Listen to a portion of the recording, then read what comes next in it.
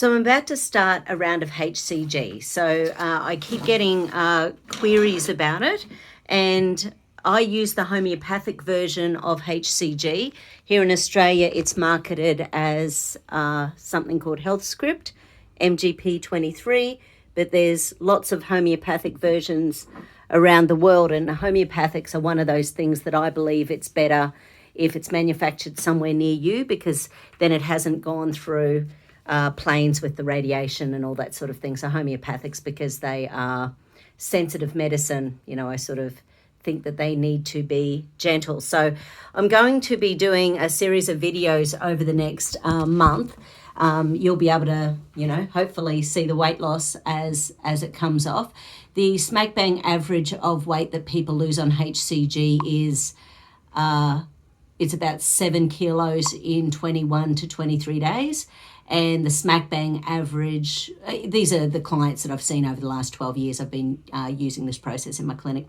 Smack bang average over 40 days is around 10 kilos.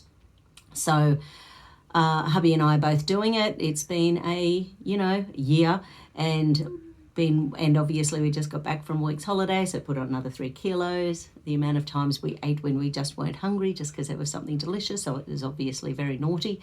Anyway, so, I'm hoping the first few kilos come off fairly quickly. But what I'm going to actually do is VLA most days, and then I'm going to talk through the results of it so that people get an idea about what actually happens in the body.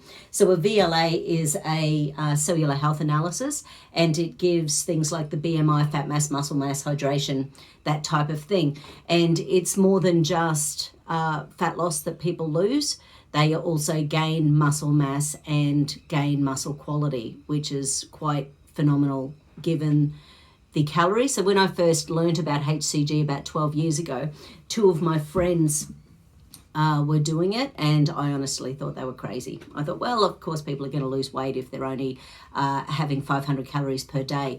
But what ends up happening when you take the homeopathic drops, so HCG is a hormone that is made by your pituitary gland, hypothalamus. Pituitary? Anyway, so basically what it does is stimulates the release of brown fat. So when we are under stress, we actually lay down brown fat, and because it's about protection. So brown fat goes in and around the heart, in and around the abdominal organs, and it can even be marbled in your muscles. So the nice thing about HCG when we're starting to lose weight, it's not the structural fat in the joints we lose, and it's not the white fat that gets released first. It's actually the brown fat. Brown fat is fantastic if you are starving to death and freezing to death on top of Mount Everest, but not so useful when we are, living beautiful, comfortable lives. It's not that useful, but it's unfortunately it's one of those things. So I'm going to talk you through my first BMI that I did on Saturday morning. So the first 2 days of HCG are loading days where you enjoy some good fats in your diet. The idea is to have calories that are high in fat, but pretty much people can eat anything. The idea is to lay down some structural and white fat so that there is fat floating through the body while the homeopathics kick in and start that brown fat being released from the body. So the days 3, so phase 1 is the loading days, phase 2 is the very low calorie component. So it's 500 calories, very specific. It's 100 grams of protein twice a day, 2 cupfuls of veggies twice a day, very specific veggies, a small amount of carbs like a grissini stick, 1 or 2 grissini sticks a day, and then it's a piece of fruit twice a day. So I might even get around to showing, because I just cook really simple meals on it, and I do a few sneaky little things as well, like there's a chocolate mousse I do on HCG that is basically the protein component, and so you can do a few extra little things like that as well. So if I get around to it, I'll try to share a few of those quick little ones as well. But yeah, so my first VLA. So I'm having a fatty boomba year, so my BMI is 28.55. And it's funny because I've been in a lot of pain lately. Yes, I fell off my motorbike 3 weeks ago, it was at a step, I was going around a corner. I was only going, 5 Ks an hour. So, but it was more that I tore my hammy. But that has and it's still healing, and I'm taking lots of stem enhance, things to increase the stem cell production and help the healing. But I'm just not recovering as well as I would like. But when my BMI is up, certainly because I've had fibromyalgia in the past, certainly once my BMI hits around 27, 28, that's when my pain levels get quite high. So at the moment, my BMI is 28.55. So I'm not quite obese, but I'm almost there. So obesity is when the BMI is up over 30.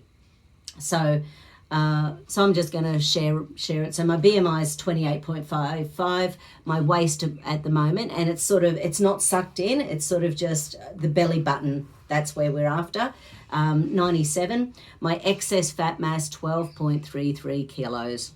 So, but my aim is just to get my BMI back to normal, so anyway, we'll see what happens. What else? My phase angle is 6.22. That's the amount it's to do with cellular energy.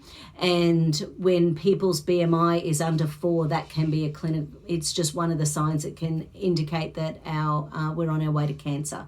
So, because cancer eats muscle mass. So phase angle is to do with the amount of mitochondria and cellular energy you're creating. So adenotriphosphate, the amount of ATP your muscles are releasing.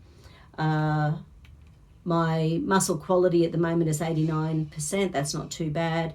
My cellular fluid balance is 5.4. That should be in the negative. So cellular fluid balance is the ability for your body to suck fluid into your cells and excrete the toxins. So the percentage of water I've got inside my cells is 49.12. So that needs to be higher. It needs to be at least 50%. It is one of those funny things. A lot of men can eat the worst diet in the world. There's something about testosterone that's really protective for their fluid levels, and for men's fluid levels, and for their muscle mass and muscle quality. So my intracellular water is only 49.12. So that's a really bad space. And at the moment, my body's got 4.46 litres of extracellular water. So I've got 4.5 litres of excess fluid sitting outside the cells. So part of what I'm going to do, then I use that information to work out what supplements I'm going to use during HCG. I nearly always use something like Thermoburn is one of the ones, but only with meals, because it actually stimulates liver release. So it sort of helps with fatty liver, but it also stimulates just the metabolism. So there's that touch more energy when we're losing weight. But what happens with the HCG drops, by the way, is that we release about 1,500 calories from the brown fat from deep inside the body. So basically, Thermoburn is something I take, and then I'll be keeping an eye on my hunger and that sort of thing. And if I get too hungry, I'll be taking some chromium. And I'll also see where my muscles are, and if I need to, I'll take some magnesium.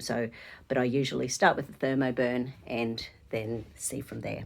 Anyway, so I'll be doing this VLA every few days, and I'll be checking in and keeping myself honest by sharing it. Okay, have a good one.